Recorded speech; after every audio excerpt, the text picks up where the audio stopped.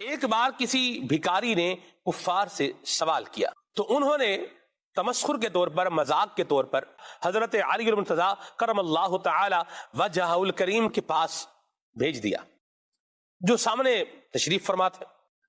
تو آپ کرم اللہ تعالی وجہہ الکریم نے 10 مرتبہ درود پاک پڑھ کر اس کی ہتھیلی پر دم کیا اور فرمایا مٹھی بند کر لو، میں قربان جاؤں، اور جن لوگوں نے تمہیں بھیجا ہے ان کے پاس جا کر کے مٹھی کھول دینا۔ کفار ہنس رہے تھے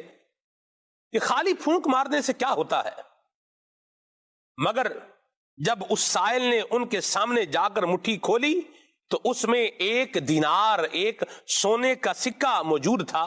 مولا علی کرم اللہ تعالی وجہہ الکریم کی یہ عظیم کرامت دیکھ کر کئی کافر مسلمان ہو گئے۔